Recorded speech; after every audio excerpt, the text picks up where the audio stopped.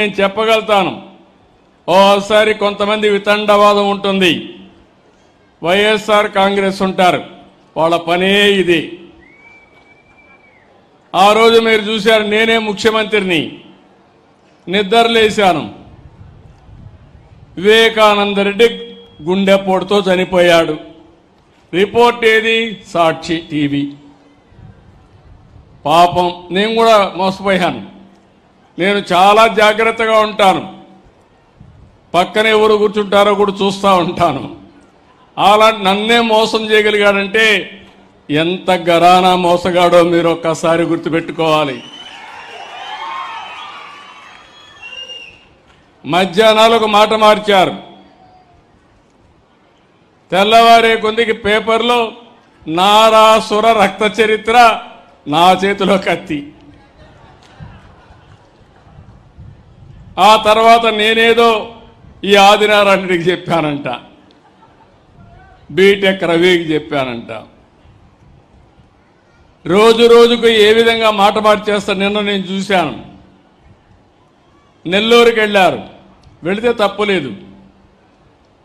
ఒక గౌరవప్రదమైనటువంటి ప్రశాంత్ రెడ్డి, ప్రభాకర్ రెడ్డి గారి సతీమణి, ఎమ్మెల్యే, ఆవిడ క్యారెక్టర్ను గురించి ఇష్టానుసారంగా నోరు బారేసుకున్న వ్యక్తిని మందలించాల్సింది పోయి నేరుగా అక్కడికి వెళ్ళి ఆయన్ని ఇంకా రెచ్చగొట్టు, నువ్వు తిట్టు, ఆడవాళ్లపైన ఆంబోతుగా మాట్లాడు, నేనున్నానని చెప్పే ధైర్యం వచ్చిందంటే ఈ ఆడబిడ్డలను అడుగుతున్నా, ఇలాంటి దుర్మార్గులు రాజకీయాల్లో ఉండాలనా అని మిమ్మల్ని అడుగుతున్నా. ఆడబిడ్డలందరినీ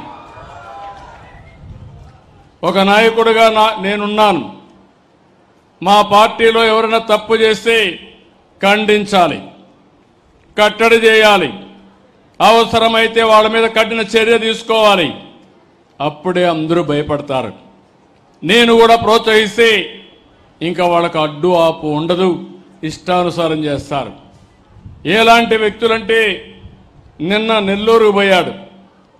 నెల్లూరులో బంగారుపాలెం పుట్టింది, చిత్తూరు జిల్లాలో బంగారుపాలెం ఉంటుంది.